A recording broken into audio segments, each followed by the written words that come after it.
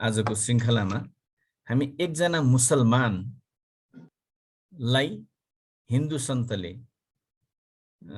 दिनुभएको यौगिक प्रक्रिया र ती मुसलमानले त्यसको अभ्यास गरेर के गरे भन्ने विषयमा हामी केन्द्रित हुन्छौँ। यसको मेन थिम चाहिँ के हुन्छ भनेदेखि एउटा सिद्धि प्राप्त भइसकेपछि त्यो सिद्धिको सदुपयोग कसरी गर्ने र यदि सिद्धिको सदुपयोग गरिएन भने हामी सबैले के चाहन्छौँ भने आम मान्छेहरूले चाहिँ यो के होला, यो सिद्धि कसरी होला, के होला, यो कस्तो होला भन्ने खालको मान्छेमा धेरै चाहना चाहिँ हुन्छ क्या, हैन? त्यो पनि एउटा आसक्ति हो। त्यो सिद्धि प्राप्त गरिसकेपछि सिद्धिको प्रयोग गर्न जानिएन भने के हुन्छ भन्ने कुरालाई पनि यसले कता कता इङ्गित गर्न खोज्छ। इङ्गित गरेको जस्तो हामी महसुस गर्न सक्छौँ। र म सुरु गर्न गइरहेको छु। एकजना मुसलमान फकीर थिए। फकीर भनेको यो मुसलमानहरूको जोगीलाई चाहिँ फकीर भन्छन्। उनको नाम चाहिँ अफजल खाँ भन्ने थियो। उनले एकजना हिन्दू सन्त, हिन्दू योगीबाट असाधारण शक्ति प्राप्त गरेका थिए, यौगिक शक्ति प्राप्त गरेका थिए। जो यौगिक एउटा प्रक्रिया थियो जसले यो लोकदेखि नभएर अर्को लोकमा पनि सिधा सम्पर्क गर्न सक्थ्यो र त्यो अर्को लोकमा उपलब्ध भएका चिजहरूलाई पनि यो लोकमा लिएर आएर उसले उपभोग गर्न सक्थ्यो, प्रयोग गर्न सक्थ्यो। त्यस्तो किसिमको दीक्षित ती हिन्दू योगीबाट मुसलमानलाई दीक्षा दिएको थियो। त एक दिन एकजना धुलै-धुलोले ढाकिएको, शरीर बाङ्गिएको एकजना सन्यासीले ती अफजल खाँ सानो उमेरमै हुँदाखेरि, 18-20 वर्षको उमेरमा हुँदाखेरि नै ती अफजल खाँलाई ती सन्तले भन्छन्, वत्स, मलाई असाध्यै प्यास लागेको छ, म असाध्यै तिर्खाएको छु, मलाई पानी खान देऊ। अफजल खाँले भन्छन्, गुरु, म एक मुसलमान हुँ, मैले छोएको पानी हिन्दूहरूले खाँदैनन्, म कसरी हजुरलाई पानी पिउन दिउँ? अफजलले यसो भनिसकेपछि सन्त भन्छन्, वत्स, म छुवाछुतको यो अधार्मिक विश्वास र यो अपूर्ण नियमलाई म मान्दिन। जाऊ, पानी ल्याऊ, मलाई प्यास लागेको छ। अफजलले पानी ल्याए, सन्तले पानी पिउनु भयो। अब यहाँ मैले सानो कुरा जोड्न चाहन्छु। यो लगभग आजभन्दा 150 वर्ष अगाडिको कुरा हो। एकजना सन्तले जात, धर्म, वर्ग, लिङ्ग भन्दा माथि उठेर कुरा गरिरहनु भएको छ। हामी आज 150 वर्ष पनि कहाँ अड्किएका छौँ? जातमा, वर्गमा, हैन, लिङ्गमा आदिमा चाहिँ हामी अड्किरहेका छौँ। हामी उपाध्याय, फलानु जैसी, त्यो क्षेत्री, त्यो वैश्य, त्यो शूद्र, अनि म यति विद्वान, म यो पण्डित, यो यस्तो, म यति पढेको आदि इत्यादि। हामी यस्तै कुरामा चाहिँ अल्झिरहेका छौँ। जहाँ यस्तो चिजमा हामी अड्किन्छौँ भने यो के को कारण हो त? त्यहाँ के हुन्छ? त्यहाँ भेद हुन्छ। त जहाँ भेद हुन्छ त्यहाँ परमात्माले दृष्टि दिनु हुँदैन, किनकि यो सबै सृष्टि नै परमात्माको हो। त परमात्माको यो सबै सृष्टि भइसकेपछि त्यहाँ भेद हुनु हुँदैन। परमात्मा अभेद हुनुहुन्छ। त्यसैले भेद केवल भ्रम मात्र हो, अभेद ब्रह्म हो। परमात्मा ब्रह्ममा हुनुहुन्छ, परमात्मा ब्रह्म हुनुहुन्न। मैले यसलाई थोरै अलिकति कुरा जोडेको हुँ, यो भेद र अभेदको कुरालाई चाहिँ जोडेको हुँ। यसले 150 वर्ष अगाडि एउटा सन्तले अभेदको कुरा गरिरहनु भएको छ र हामी 150 वर्ष पछाडि पनि हामी फेरि भेदका कुरा गरेर हामी भ्रममा जिइरहेका छौँ। अफजलको त्यो आदरपूर्ण आज्ञा पालन देखेर सन्त भन्नुहुन्छ, तिम्रो सत्यवादिता देखेर म प्रसन्न भएँ। तिम्रो पूर्वजन्मको सत्कर्मले तिम्रो पूर्व जन्म सत्कर्मले भरिएको छ, तथापि तिमीले आफ्नो पूर्व जन्ममा केही विध्वंसात्मक ध्वंसात्मक कामहरू तिमीले गरेका छौ। तिम्रो क्रियाकलाप केही ध्वंसात्मक थिए। तिम्रो राम्रो कर्मको कारणले म आज तिमीलाई केही यौगिक प्रक्रिया सिकाउँछु, जुन योगको माध्यमले तिमीले यो लोकदेखि नभएर अर्को लोकमा समेत सीधा सम्पर्क बनाउन सक्छौ। त्यसको लागि तिमीले यो योगलाई निरन्तर अभ्यास गर्नुपर्छ। यो निरन्तर अभ्यास भयो भने अदृश्य लोकमाथि पनि अदृश्य लोकमाथि पनि तिमीलाई अधिकार दिलाउन सक्छ। यो प्रक्रियाले तिमीले शक्ति प्राप्त गर्न सक्छौ, तर त्यो तिमीले प्राप्त गरेको शक्तिको दुरुपयोग नगर्नु। आफ्नो स्वार्थपूर्तिको लागि, आफ्नो इच्छाको लागि यो शक्तिको प्रयोग नगर्नु। मैले देखेको छु तिम्रो पूर्व जीवनको केही ध्वंसात्मक गतिविधिले गर्दा तिमीलाई कता कता त्यो प्रवृत्तितिर, त्यो गलत प्रवृत्तितिर, गलत कर्मतिर, त्यो पूर्व जन्मको ध्वंसात्मक गतिविधिले, कर्मको फलले त्यता लिएर जान सक्छ। तर यो योगको प्रक्रियालाई निरन्तर गरिरह्यौ र मैले भनेको कुरालाई निरन्तर स्मरण गरिरह्यौ, सधैँ स्मरण गरिरह्यौ भने ती पूर्व जन्मका प्रवृत्तिले, ध्वंसात्मक प्रवृत्तिले यो तिम्रो जीवनमा कुनै स्थान पाउँदैन। त्यो ध्वंसात्मक प्रवृत्तिको कुनै पनि बीज त्यहाँ उम्रन सक्दैन, उसले मलजल पाउँदैन। यो शक्ति राम्रो कार्यको लागि मात्र प्रयोग गर्नु है। यस जीवनलाई आफ्ना यौगिक उपलब्धिहरूद्वारा उच्च स्तरीय मानव कर्ममा लगाउनु। एकजना मुसलमान बालकलाई एउटा जटिल यौगिक प्रक्रिया सिकाएर सन्त अन्तर्ध्यान हुनुभयो।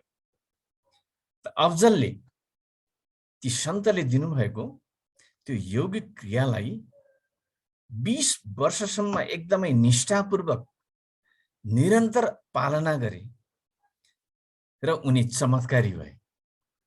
अदृश्य जगतमा उनको सम्पर्क भयो। अब ती अफजलका चमत्कारहरूले गर्दा धेरैभन्दा धेरै मानिसहरूको ध्यान आकर्षित भयो उनीतिर। उनीसँग सधैँ एउटा अदृश्य आत्मा रहन्थ्यो, जुन आत्मालाई अफजलले हजरत भनेर सम्बोधन गर्थे। त्यो अदृश्य आत्माको नाम चाहिँ अफजलले हजरत भनेर राखेका थिए। त्यो अफजलले अराएका सबै कामहरू त्यो हजरतले गर्दथ्यो। हजरतले नगर्ने भनेको कुनै कामै थिएन। त जति चमत्कारको प्रख्याति बढ्दै गयो अफजलको, त्यति नै गुरुको आज्ञाको अवज्ञा गर्दै गए। अफजलले व्यक्तिगत चाहना, ती मुसलमान फकीरले व्यक्तिगत चाहना, व्यक्तिगत इच्छा, व्यक्तिगत लोभ आदिको उपयोग गर्न, आदिको उपभोग गर्न, आदि सङ्कलन गर्न, लोभ भएपछि त सङ्कलन गर्नु पर्यो, सङ्कलन गर्न त्यस यौगिक क्रियालाई प्रयोग गर्न थाले। यो समस्या अफजलको मात्र होइन, यो समस्या हामी सबैको। हामीमा पनि अलिकति केही सफलताहरू आयो, हामीमा पनि केही शक्ति आयो, केही नयाँ चिजहरू हामीमा आयो भनेदेखि हामीमा पनि त्यो भाव आइहाल्छ। यो मानिसको स्वभाव नै हो यो, होइन? तर त्यो स्वभाव आइसकेपछि के हुन्छ? मान्छेले जसको सदाशयताले, जसको कृपाले यो प्राप्त गरिएको छ, त्यसप्रति हामी थोरै मात्रै पनि कृतज्ञता नै हामी व्यक्त गर्दैनौँ। यो चाहिँ मानिसको सबैभन्दा ठुलो भयो। हामी सबैको, तपाईको, हाम्रो, हामी सबैको एउटा ठुलो भुल हो। अफजलले गुरुको निर्देशनलाई अवज्ञा गरे जस्तै हामीले पनि हाम्रा जीवनमा सहयोग गर्ने, सदा सहायता देखाउने मान्छेहरूलाई हामीले पनि अवज्ञा गर्छौँ, मान्दैनौँ। नहुन्जेलसम्म मान्छौँ, अलिकति हुने खाने भएपछि अनि वास्ता गर्न छोड्छौँ। तर यसले गर्दाखेरि के हुन्छ त भने मनमा अहमले जन्म लिन्छ। अहमले जन्म लिने बित्तिकै उसमा अहङ्कार चढ्दछ। अहङ्कारले के हुन्छ यो त फेरि मैले बताइरहनै परेन। तर त्यस्तो अवस्थामा पनि यो अहमलाई नियन्त्रण गर्न सकिन्छ। कसरी सकिन्छ भने त्यसो विगतमा फर्केर हेर्ने र आफूले उपलब्धि गरेका चिजहरूलाई एकचोटि केलाएर हेर्ने कि ती उपलब्धिहरू प्राप्त गर्नका लागि, ती उपलब्धिहरू हासिल गर्नका लागि मेरो क्षमता, अहिलेको क्षमताले पनि भ्याउँछ त, मेरो त्यो क्षमता पर्याप्त थियो त, काफी थियो भनेर एकचोटि हामीले केलाएर हेर्यौँ भने हामी त्यहाँ सर्लक्क देखिहाल्छौँ। अहिलेको क्षमताले पनि हामीले ती उपलब्धिहरू हामीसँग हासिल हुँदैन, किनभने त्यसका पछाडि केही न केही रहस्य हुन्छ। यो सृष्टिको रहस्य छ, यो ब्रह्मको रहस्य छ, यो परमात्माको रहस्य छ। यो चिजलाई हामीले बिर्सन्छौँ। तर त्यसलाई हामीले केलाएर हेर्यौँ भने यो हामीलाई स्पष्ट हुन्छ र त्यो स्पष्ट हुनासाथ के हुन्छ, त्यो स्पष्ट हुनासाथ हाम्रो त्यो अहम दब्छ। त्यो अहमले स्थान पाउँदैन। अहमले स्थान नपाएपछि हामीसँग अहङ्कार रहँदैन। अहङ्कार नभएपछि के हुन्छ फेरि बताइरहनै परेन। त अफजलले त अब गुरुको कुरा त टेर्ने कुरै भएन, ऊ त लोभ लालचमा फसिसकेका छ। तर उसले के गर्न थाल्यो भने कलकत्ताका सुन पसलहरूमा जाने अनि सुन किन्न भनेर जाने, ग्राहक बनेर जाने, अनि सुनलाई यसो छोइदिने अनि नकिन्ने, बाहिर निस्कने।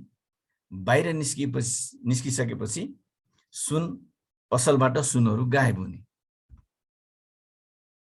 त्यो हजरतलाई उसले प्रयोग गर्ने रहेछ। हजरतलाई उसले प्रयोग गरेर सुनहरू चाहिँ आफूले लिएर जाने। यस्तो काम गर्न थाले त्यो अफजलले। त अफजल कहिलेकाहीँ असाध्यै घुम्न मन पराउने, टन्न लाएर विद्यार्थी साथीहरू, अरू ग्रुपहरू लिएर चाहिँ घुम्न जाने क्रममा ट्रेनको टिकट काउन्टरमा जाने। सम्भवतः यो आजभन्दा 150 वर्ष अगाडिको कुरा भएको हुनाले त्यो टिकट काउन्टर त्यति बेला उपलब्ध अहिलेको जस्तो टिकट काउन्टर थिएन होला। त्यो अहिले हाम्रो चाहिँ बसको टिकटहरू काटेर बस्छन् नि, त्यस्तै गरेर चाहिँ अगाडि राखेर टेबल र चाहिँ कुर्सी राखेर बसेका अवस्था हुन सक्छ भन्ने लाग्छ मलाई। त टिकट काउन्टरमा जाने अनि टिकट किन्न खोज्ने, त्यो टिकटको बुकलाई उसले छोइदिइसकेपछि अनि टिकट नकिन्ने। ट्रेन स्टार्ट भयो, सबै साथीहरू लिएर ट्रेनभित्र बस्ने अनि अगाडि ट्रेन बढ्छ, टिटी आउँछन् चेक गर्नलाई। टिकट चेक गर्न टिटी आउँदाखेरि उसले हजरतलाई भन्ने, हजरत टिकट सबको हातमा राख्ने। त्यो अदृश्य हजरतले सबको हातमा चाहिँ टिकट थमाइदिन्थ्यो। सबैको हातमा टिकट हुन्थ्यो।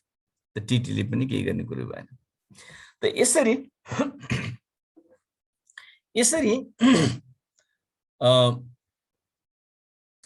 अफजल बङ्गालको आतङ्कको रूपमा परिचित भयो।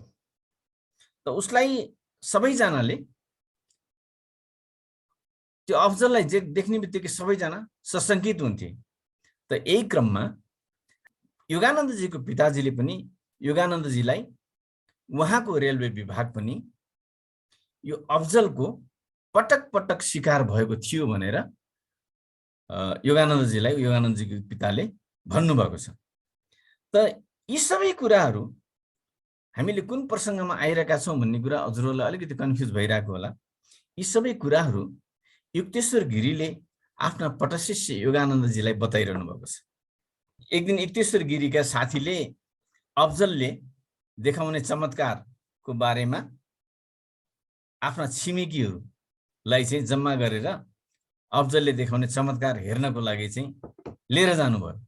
अनि त्यो लिएर जाने क्रममा युक्तेश्वर गिरी पनि त्यो समूहमा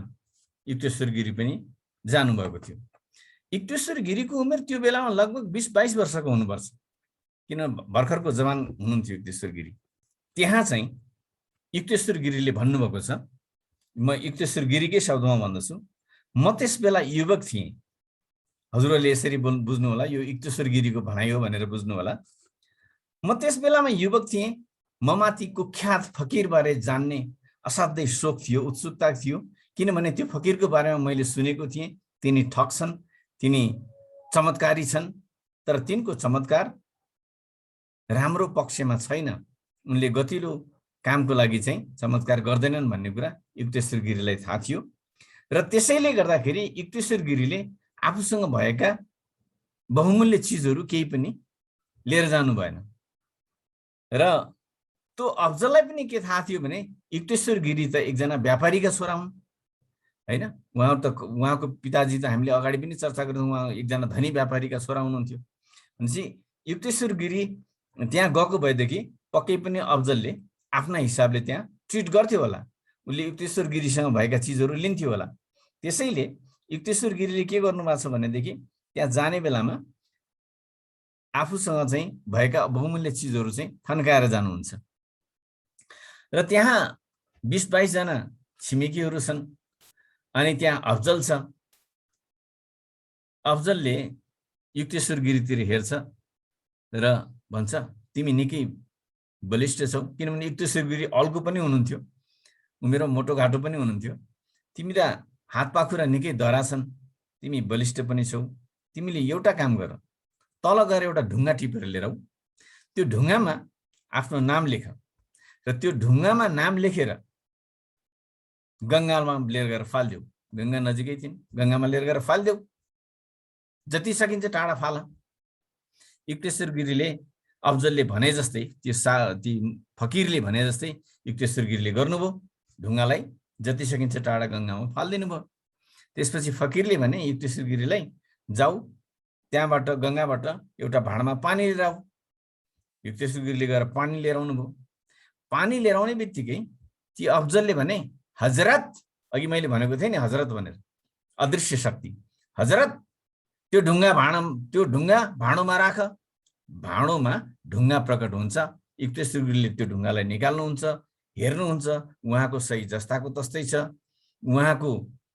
उहाँले गर्नुभएको सही त्यही हो, ढुङ्गा त्यही हो, उहाँको सही जस्ताको तस्तै छ। त यसरी एउटा चमत्कार ती अफजलले देखाए।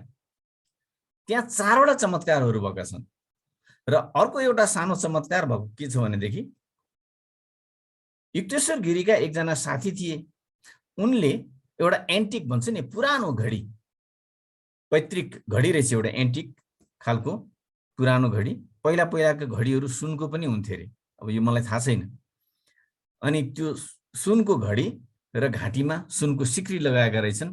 ती अफजलको दृष्टि त्यो उनको घडीमा पर्यो र घाँटीमा लगाएको सिक्रीमा पर्यो। ती फकीरले घुरिएर हेरे, तुरुन्तै घडी पनि गायब भयो, सिक्री पनि गायब भयो।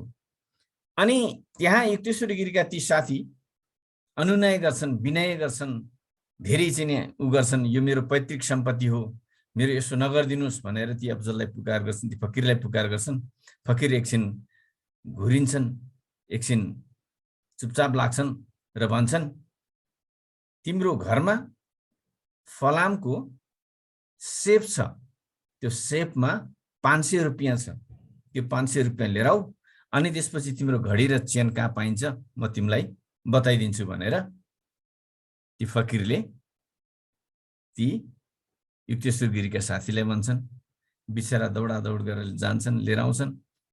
अनि त्यो फकीरलाई पैसा दिएपछि फकीरले भन्छ तिम्रो घर नजिकैको पुलमा जाऊ र भन हजरत मेरो घडी र सिक्री देऊ भनेर भन, तिम्रो चाहिँ घडी र सिक्री प्राप्त गर्छौ भनेर अफजलले भनेपछि युक्तेश्वर गिरीका साथीले त्यसै गर्नुहुन्छ र त्यो प्राप्त हुन्छ। त्यो चिजलाई घरमा राखेर फर्केर आउनुहुन्छ र त्यहाँ त्यति भइसकेपछि त्यहाँ ती सबै जति जम्मा भएका थिए ती सबै मान्छेहरूले ती अफजलप्रति घृणाको दृष्टिले कि पैसा लिनका लागि यसरी ब्ल्याकमेलिङ भन्थ्यो, एक खालको ब्ल्याकमेलिङ गरिरहेको छ। यो सिद्धिको नाममा सिद्धिबाट चाहिँ यसले ब्ल्याकमेलिङ गरिरहेको छ भनेर सबैले घृणाको दृष्टिले उनलाई हेर्न थाले। र त्यो अफजलले पनि महसुस गरे कि यहाँ उपस्थित भएका जति पनि मान्छेहरू छन् यी सबैले मलाई घृणाको दृष्टिले हेरिरहेका छन् भन्ने कुरा उनले पनि महसुस गरे, ती फकीरले पनि महसुस गरे। र उनले तुरुन्तै ती अरूको माइन्ड डाइभर्ट गर्नको लागि भने तपाईहरू कुन कुन चिज खानुहुन्छ, हजरतले अहिले तुरुन्तै तयार गरिदिन्छ, ल भन्नुहोस् भनेर ती मान्छेहरूको माइन्ड डाइभर्ट गर्नलाई भन्छन्। र सबैले फेरि अब पिर पर्नु त एकजनालाई परिरहेछ, तर अरूहरूले के भन्छन्, कसैले दुध माग्छन् म दुध पिउँछु भन्छन्, कसैले जुस माग्छन् जुस पिउँछु भन्छन्। अनि त्यो जसले 500 रुपियाँ गुमाएको थियो घडी र सिक्रीका लागि उसलाई रिस उठिरहेको हुन्छ, ती अलिकति निडर खालका पनि मान्छे हुन्छन् र तिनले भन्छन् म हुस्की पिउँछु। अनि अफजलले भन्छन् हजरतलाई अर्डर दिन्छन्, तुरुन्तै विभिन्न किसिमका पेय पदार्थहरू तुरुन्तै त्यहाँ उत्पत्ति हुन्छ, त्यहाँ आइपुग्छ, सबैका गोडा गोडामा आइपुग्छन्। अनि त्यसपछि सबैले पिउँछन् खान्छन् हैन। बडा अचम्मको यो अर्को एउटा चाहिँ यो चमत्कार उसले देखाएको छ। र त्यसपछि अर्को एउटा चमत्कार छ, त्यो चमत्कार चाहिँ अलिकति अनौठो छ। त्यो चमत्कार कस्तो छ भने त्यो दिनको दिउँसोको खाना चाहिँ अब हामी यही खान्छौँ भनेर अफजलले सबैजनाले भन्छन्। अब यो भन्नुको पछाडि पनि अफजललाई के भइरहेछ भनेदेखि सबैले मलाई हेर्ने दृष्टिकोण चाहिँ गलत भइसक्यो, अब मैले यसबाट चाहिँ निस्किनुपर्छ भन्ने उनलाई लागेको छ। त्यसैले गर्दाखेरि सबैजनालाई त्यहाँ खानको लागि नै भन्छन्, आजको दिउँसोको खाना हामी यही खान्छौँ भनेर भन्छन्। र त्यो भनिसकेपछि सबैजनाले दिउँसोको खानाको लागि चाहिँ अर्डर गर्छन्। कसैले के खाने भन्छन्, कसैले के खाने भन्छन्, कसैले के खाने भन्छन्, रोटी पुरी तरकारी हलुवा आदि इत्यादि इन्डियन खाना यस्तै त हो नि भन्छन्। तर जसले त्यो 500 रुपियाँ गुमाएको थियो नि, फेरि उसले के भन्छन् भने आज मेरो 500 रुपियाँको उप गर्नुपर्छ, त्यसले गर्दाखेरि म अति स्वादिष्ट भोजन गर्छु र सबै भोजनहरू सुनका थालहरूमा हुनुपर्छ भनेर उनले माग राख्छन्। त्यसपछि तुरुन्तै अफजलले त्यो हजरतलाई बोलाउँछन्। बोलाइसकेपछि अर्डर अनुसारका सबै भोजनहरू तयार हुन्छन् र सुनका थालहरूमा सुनका कचौराहरूमा टाङटाङ र टुङटुङ गर्दै आइपुग्छन्। चकित सबजनाले खान्छन्। युक्तेश्वर गिरी त्यही हुनुहुन्छ, युक्तेश्वर गिरी महाराजले पनि खानुहुन्छ र उहाँले भन्नुभएको छ भोजन अति स्वादिष्ट थियो भनेर। भोजनको क्रम लगभग 1 घण्टा जति हुन्छ। भोजन सकिएपछि सबै आफ्नो आफ्नो घरतिर लाग्ने क्रममा 20 जना मान्छे सबै उठेर यसो बाटो लाग्ने अगाडि बढिरहँदाखेरि पछाडि टाङराङ टुङुङ गरेको आवाज हुन्छ। टाङराङ टुङुङ गरेको आवाज आउने बित्तिकै पछाडि फर्केर हेर्छन्, न सुनको थाल छ, न कचौरा छ, न केही छ, न केही छ, न अहिलेका खाएका चाहिँ बाँकी रहेका केही चिजहरू छन्, केही पनि छैनन्। त यस्तो किसिमको अवस्था चाहिँ त्यहाँ त्यो अफजलले देखाउँछन्। त्यसपछि यो कुरा चाहिँ युक्तेश्वर गिरीले योगानन्दजीलाई बताइरहनु भएको छ र योगानन्दजीले यहाँ के सोध्नुहुन्छ भने गुरुदेवले यो सबै कुरा बताइरहँदा योगानन्दजीले भन्नुहुन्छ, गुरुदेव अफजलले यदि सुनका थालहरू पनि सजिलै निकाल्न सक्थे, सजिलै उपलब्ध गर्न सक्थे, सजिलै प्राप्त गर्न थियो भने उनले किन सुनका पसलहरूमा गएर सुन छुनु पर्दथ्यो? किन सुनलाई चाहिँ नि आफू एउटा चोरीको चाहिँ काम गरेर सुनलाई ग्रहण गर्नु, सुनलाई लिनु पर्दथ्यो भनेर योगानन्दजीले गुरुसँग प्रश्न गर्दाखेरि गुरुदेव भन्नुहुन्छ, ती फकीर आध्यात्मिक रूपले खासै उन्नत थिएनन्, तिनी आध्यात्मिक रूपले खोक्रो थिए। कुनै चिजको सिद्धि हुनु भनेको आध्यात्मिक भएको भन्ने होइन, प्रमाण होइन। सिद्धि त आसक्तिबाट पनि प्राप्त गर्न सकिन्छ। केही यौगिक प्रक्रियाहरू छन्, त्यो यौगिक प्रक्रियाको सिद्धिले गर्दा उनले यस परलौकिक जगतका वस्तुहरू प्राप्त गर्न सक्दथे। त्यो गुरु कृपा थियो। त्यो सिद्धिको माध्यमले उनले हजरतलाई प्रयोग गर्थे। त्यो अदृश्य शक्ति थियो हजरत, त्यसलाई प्रयोग गर्दथे र त्यो हजरतले यस ब्रह्माण्डमा भएका अणुहरूलाई शून्यबाट खिचेर प्रकट गर्न सक्दथे। तर ती सूक्ष्म शक्तिबाट उत्पन्न भएको हुनाले तिनीहरू स्थायी हुँदैनथे।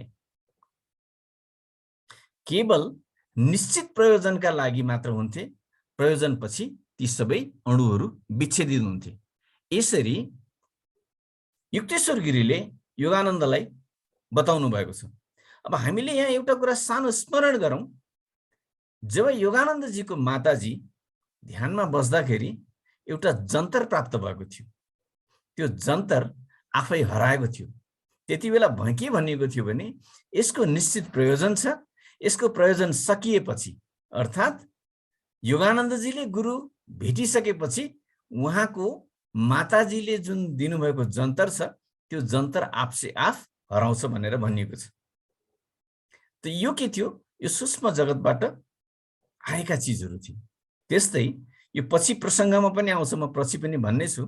त्यस्तै मैले यसको थोरै प्रमाणित गर्नको लागि थोरै हजुरलाई चाहिँ यस्तो हुने रहेछ भन्ने जिज्ञासा जगाउनको लागि पनि मैले सानो कुरा के थप्न चाहे भने महाअवतार बाबाले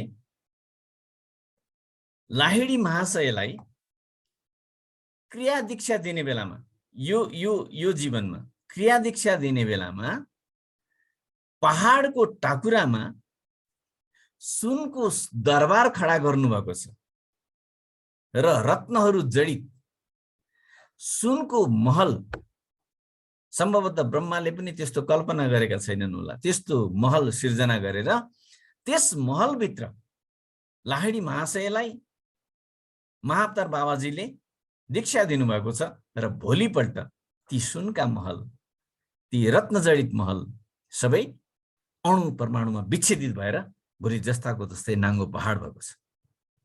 त यो भन्न खोजेको के हो भनेदेखि सूक्ष्म जगतमा जे जति चिजहरू छन्, यस जगतमा जे जति चिजहरू छन् सूक्ष्म जगतमा पनि त्यति नै चिजहरू छन् र त्यसलाई निश्चित यौगिक प्रक्रियाबाट त्यसलाई ल्याएर जोड्न सकिन्छ। त्यसको निश्चित कर्म गर्नका निश्चित उद्देश्यका लागि त्यसलाई प्रयोग गर्न सकिन्छ, तर त्यो स्थायी चाहिँ हुँदैन। तर यहाँ अफजलले के चाहन्थे? अफजलले स्थायी सम्पत्तिको चाहना राख्थे। त्यसैले गर्दाखेरि सूक्ष्म जगतबाट जतिसुकै सुनका चिजहरू ल्याए पनि, बहुमूल्य चिजहरू ल्याए पनि त्यो स्थायी थिएन। त्यसको प्रयोजन गएपछि त्यो सिद्धिन्थ्यो। त्यसले गर्दाखेरि अफजलले जे खोजेका थिए त्यो चाहिँ प्राप्त हुन्थेन। अफजलले के खोजेका थिए? अफजलले स्थायी सम्पत्ति खोजेका थिए।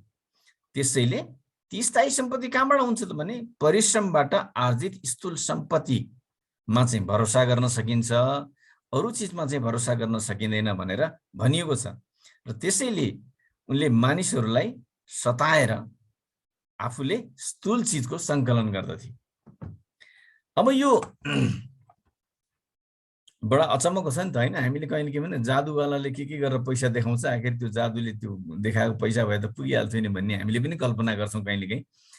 तर के रहेछ भने यो यस्तै यस्तै चिज रहेछ कि जस्तो लाग्छ क्या कहिलेकाहीँ यो सुन्दाखेरि। त अफजल गुरुदेव भन्नुहुन्छ अफजल दिव्य ज्ञान प्राप्त मानिस थिएनन्, उनी खोक्रो मानिस थिए, आध्यात्मिक रूपमा असाध्यै खोक्रो मानिस थिए। स्थायी चमत्कार त सच्चा सन्तहरूबाट मात्रै हुन्छ। त लाभदायक मानिसहरूको हितकर हुने चमत्कार सच्चा सन्तहरूबाट मात्र गर्न सक्छन्, सच्चा सन्तहरूले मात्र गर्न सक्छन्। किनभने सच्चा सन्तहरूले सृष्टिकर्तासम्म तादम्यता भएको हुन्छ उनीहरूको। सुनको थालमा खाना खुवाइएको चमत्कार पछि युक्तेश्वर गिरी महाराजले ती अफजललाई कहिले पनि भेट्नु भएन। त युक्तेश्वर गिरी महाराजलाई त अफजलप्रति सदा सहायता आउँदा पनि आएन र उहाँले भेट्ने चाहना पनि राख्नु भएन र कहिले भेट पनि भएन उहाँको। तर एक दिन ती अफजलको बयान एउटा पत्रिकामा छापिएछ र त्यो छापिएको पत्रिकाको टुक्रा बोकेर युक्तेश्वर गिरीका साथी, जसको 500 रुपियाँ त्यो अफजलले ठगेको थियो, त्यो साथीले नै त्यो पत्रिका बोकेर युक्तेश्वर गिरीकोमा आउनुहुन्छ, जसमा अफजल खाँ आफैले बयान दिएका थिए। अखबारमा छापिएको विवरण यस्तो थियो। म त्यो विवरण जस्ताको तस्तै म हजुरहरूलाई सुनाउँछु। थोरै त्यो प्रसङ्गलाई यसो अलिकति मिलाउनलाई मैले आफ्नो शब्दलाई चाहिँ तलमाथि गर्न सक्छु, नत्र भनेदेखि त्यहाँ छापिएको विवरण म हजुरलाई पढेर सुनाउँछु। म अफजल खाँ यी कुराहरू पश्चातापको रूपमा र तिनीहरूलाई मेरो अफजल खाँले आफ्नो पश्चातापको रूपमा भनिरहेको छ र अर्को कसलाई भनिरहेको छ? ती मान्छेहरूलाई भनिरहेको छ जसले चमत्कारिक शक्ति प्राप्त गर्न चाहन्छन्। चेतावनी दिने उद्देश्यले चाहिँ नि ती अफजल खाँले भनिरहेका छन्, धेरै वर्षसम्म मैले भगवान र गुरुको कृपाबाट प्राप्त गरेको चमत्कारिक योग्यताहरूको दुरुपयोग गरेँ। म अहंकारले चूर भएको थिएँ, ममा अहम पलाएको थियो, आफूलाई नैतिक नियमहरूभन्दा धेरै माथिको ठान्न थालेँ। अब मेरो इन्साफको आखिरी समय आइपुगेको छ, अब मैले सजाय पाउने बेला आइपुगेको छ। हालै मैले कलकत्ताको सडकमा एकजना बुढा मानिसलाई हिँडिरहेको देखेँ। ती बुढा मानिसलाई देख्ने बित्तिकै मैले उनको हातमा एउटा पहेँलो डल्लो देखेँ र मैले सोधेँ यो के हो? त ती बुढा मान्छेले भने उनी लडखडाइरहेका थिए, उनको जिउ बाङ्गो थियो, सिधासँग हिँड्न सकिरहेका थिएनन्। त उनले भने यो मेरो एकमात्र सम्पत्ति हो, सुनको डल्लो, यो फकीरहरूको लागि काम छैन। यसरी ती बुढा मान्छेले, वृद्ध मान्छेले अफजल खाँलाई भन्छन्। र अफजल खाँले सुनको डल्लो भन्ने बित्तिकै मनमा लोभ राखेर उनले ती बुढालाई भन्छन्, नाम सुनेको छौ? मेरो नाम अफजल खाँ, फकीर। म एकजना फकीर हुँ, महान फकीर। तिमीसँग भएको त्यो सुनको डल्लो हेर्नु पर्यो भनेर अगाडि बढ्छन् र बिस्तारै त्यो सुनको डल्लोलाई छोइदिन्छन्। अब यहाँ ती वृद्धले भनेका छन्, यो फकीरको लागि काम लाग्ने चिज होइन, म तपाईसँग बिन्ती गर्छु, बरु मेरो यो लुलो लङ्गडोपन छ, मलाई यसलाई चाहिँ ठिक गरिदिनुस्। तपाईँ महान सन्त हुनुहुन्छ, त महान सन्तले त अर्काको भलो गर्छन्, मेरो यो लुलो लङ्गडोपनलाई चाहिँ ठिक गरिदिनुस् भनेर ती वृद्धले अफजल खाँलाई भन्छन्। ती फकीरलाई भन्छन्। फकीरले भन्छन्, यो त फकीरले भनिरहेको कुरा हो। सुनको डल्लोलाई छोएँ, केही नभनी त्यहाँबाट हिँडे। ती बुढा मान्छे लडखडाउँदै मेरो पिछा गर्न थाले र उनी तुरुन्तै हल्ला गर्न थाले। उनले तुरुन्तै हल्ला गर्न थाले, मेरो सुन हरायो, मेरो सुन हरायो, मेरो सुन हरायो। मैले कुनै ध्यान नै दिइनँ। उनी चर्को स्वरमा कराए। यति बेला उनी चर्को स्वरमा कराउँदाखेरि मलाई यस्तो लाग्यो कि त्यो उनी जस्तो कमजोर बुढाको शरीरबाट निस्कन लायक त्यो स्वर थिएन। के भनेका थिए भनेदेखि, के तिमीले मलाई चिनेनौ भनेर ती बुढाले भनेका थिए।